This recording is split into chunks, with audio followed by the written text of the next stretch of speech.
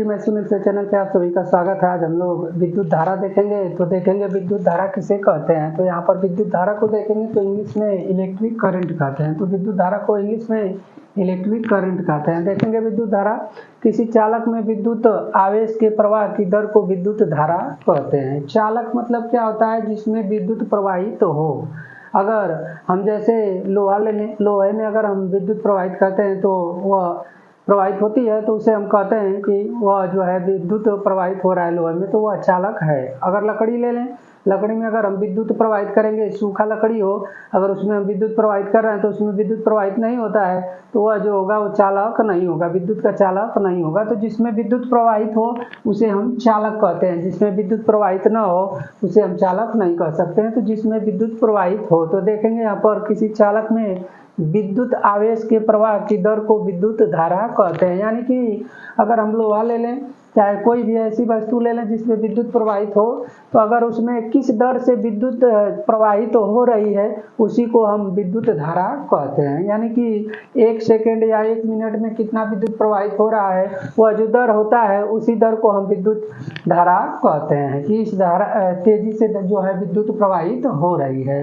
तो इस तरह से हम चालक भी जान सकते हैं। जिसमें विद्युत प्रवाहित हो उसे हम चालक कहते हैं, जिसमें विद्युत प्रवाहित न हो उसको हम चालक नहीं कहेंगे। जैसे सूखा लकड़ी हो गया, इसको हम चालक नहीं कहेंगे। लोहा हो गया, लोहे में अगर विद्युत प्रवाहित करेंगे तो होता है, तो वह जो होगा वो चालक होगा। अब देखेंगे कुछ नोट पॉइंट है जो कि हमें याद करना है, ये बहुत ही इंपॉर्टेंट है पेपर के लिए। तो देखेंगे विद्युत धारा को जो है आई से प्रदर्शित करते हैं। तो यहाँ पर विद्युत धारा जो है इसको हम आई से प्रदर्शित करते हैं। फिर देखेंगे विद्युत धारा एक अदिश राशि है। तो ये भी याद रखेंगे, विद्युत धारा सदिश है कि अदिश। तो जो विद्युत धारा है इसमें जो दिशा होती है, दिशा निश्चित नहीं होती है, तो यह एक अदिश राशि है। यहाँ पर देखेंगे विद्युत धारा को मापने के लिए अमीटर का प्रयोग किया जाता है। तो यह भी इम्पोर्टेंट है, इसको हम याद रखेंगे कि विद्युत धारा को मापने के लिए अमीटर का प्रयोग किया जाता है। पेपर में हमें ऐसे प्रश्न पूछेगा कि विद्युत धारा को मापने के लिए किसका प्रयोग किया जाता है, तो हम याद रखेंगे विद्युत धारा को मापने के लिए अमीटर का प्रयोग किया जाता है।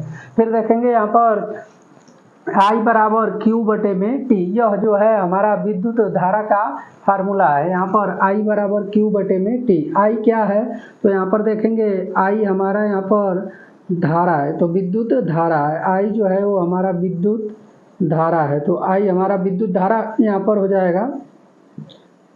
I जो है वो विद्युत धारा है।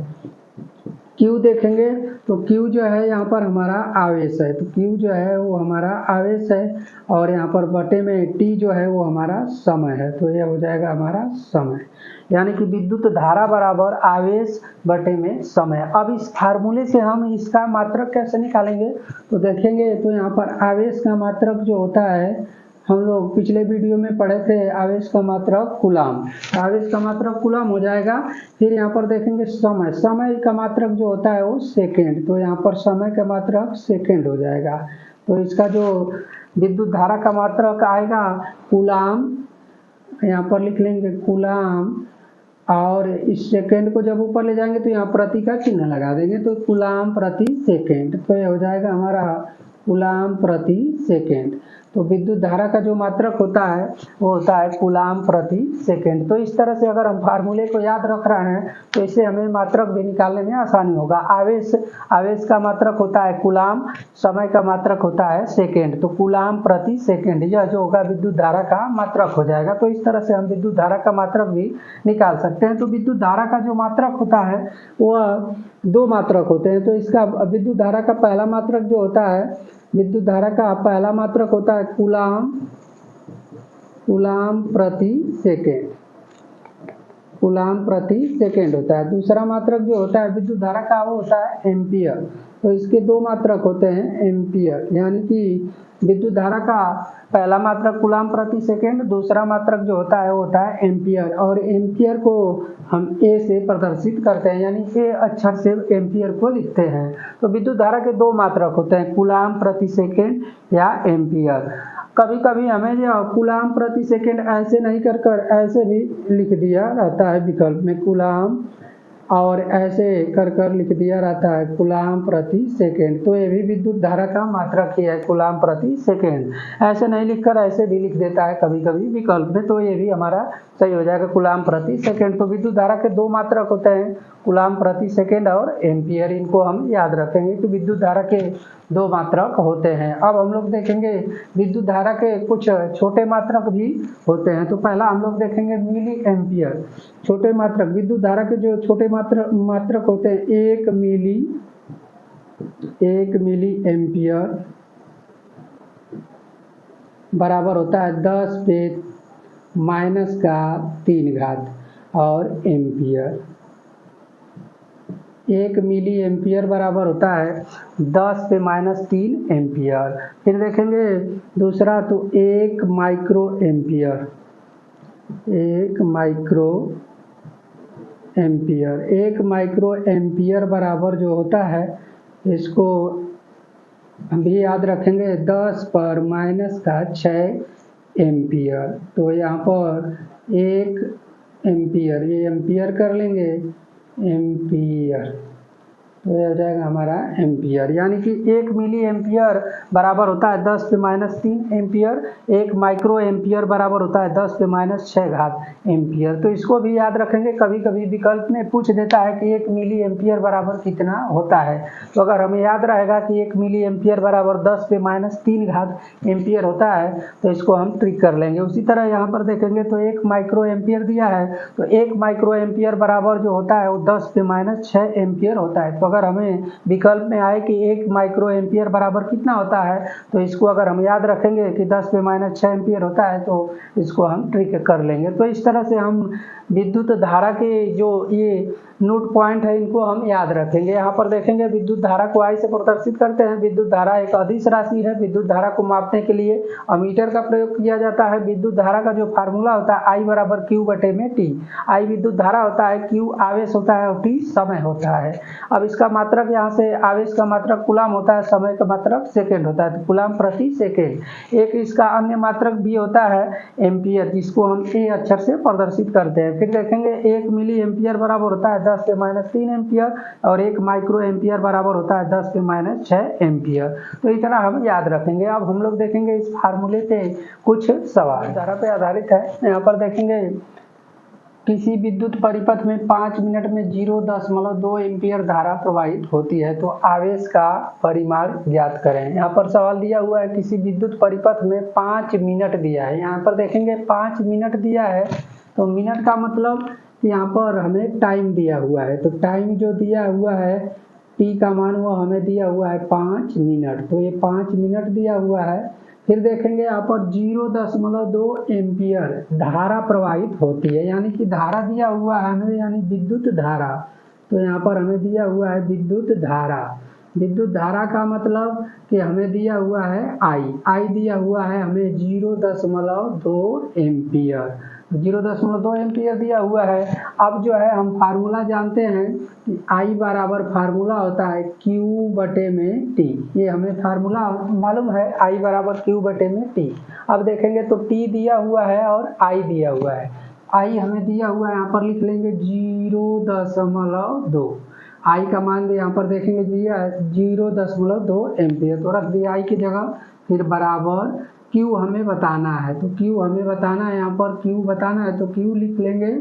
T हमें दिया हुआ है 5 मिनट, तो यहाँ पर लिख लेंगे 5 मिनट, और मिनट दिया रहे तो उसको हम सेकेंड में बदल लेंगे। तो यहाँ पर 5 मिनट है, मिनट को सेकेंड बनाने के लिए उसमें हम 60 से गुणा कर देंगे, क्योंकि ये मिनट में दिया है। जब भी विद्युत धारा का हम सवाल लगाएं, अगर मिनट में दिया हो तो उसको हम सेकेंड में बना लेंगे, और सेकेंड में बनाने के लिए मिनट जितना दिया हो उसमें 60 की गुणा कर देंगे तो सेकेंड बन जाएगा। अब यहाँ पर देखेंगे तो 0.2 बराबर Q और बटे में यहाँ पर 5 और 60 का गुणा कर देंगे तो ये हो जाएगा 300, तो ये 300 सेकेंड हो जाएगा। अब ये 300 सेकेंड हो गया। अब यहाँ पर 3 और 2 का गुणा कर देंगे, तो यहाँ पर देखेंगे तो हमें मिलेगा Q बराबर, यहाँ पर 3 2 का गुणा करेंगे तो 6, और यहाँ पर 2 0 है तो ये भी आ जाएगा हमारा 2 0। और यहाँ पर देखेंगे पहले से एक अंक पे दशमलव है, तो यहाँ पर हम एक अंक पे 0 के बाद एक अंक पे दशमलव लगा देंगे, तो यहाँ से हमें मिलेगा Q बराबर 60। अब Q क्या है, तो Q का जो मात्रक होता है आवेश है, आवेश का जो मात्रक होता है वो होता है कूलाम। तो यहाँ पर हम लिख लेंगे कूलाम। तो हमारा यहाँ पर जो आंसर आएगा वो आएगा 60 कूलाम। तो इस तरह से हम पहले सवाल को लगा लेंगे। यहाँ पर मिनट दिया था तो उसको हम सेकेंड बना लिए, 60 से गुणा कर दिए तो 300 हो गया। 300 और यहाँ पर 0.2 का गुणा करेंगे तो यहाँ पर 300 और 2 का गुणा कर दिए तो 600 हो गया। लेकिन एक अंक पे दशमलव था तो एक अंक पे दशमलव लगा दिए तो Q का मान आ गया 60। और Q जो है आवेश का मात्रक होता है कूलाम। तो 60 कूलाम हमारा आंसर हो जाएगा।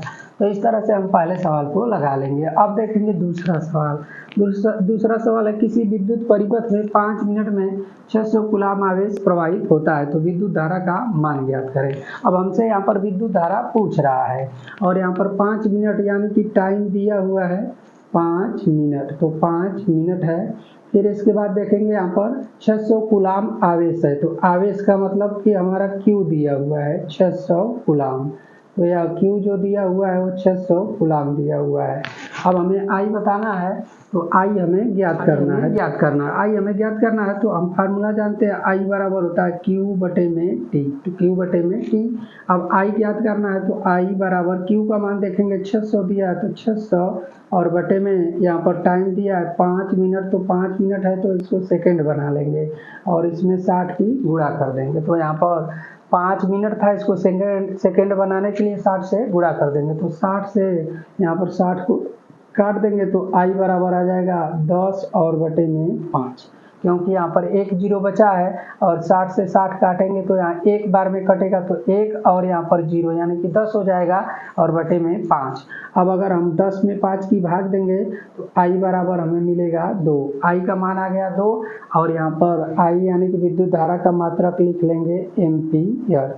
तो यहाँ पर एम्पियर, तो 2 एम्पियर हमारा आंसर हो जाएगा। एम्पियर नहीं तो हम चाहें तो कूलाम प्रति सेकेंड भी लिख सकते हैं। तो 2 एम्पियर हमारा इस सवाल का आंसर हो जाएगा। तो इस तरह से हम इस सवाल को लगा लेंगे। यहाँ T का मान 5 मिनट दिया था, इसको हम बदल देंगे, 60 से गुणा कर देंगे तो 60 से 60 कट जाएगा तो 10 बटे में 5 बचेगा।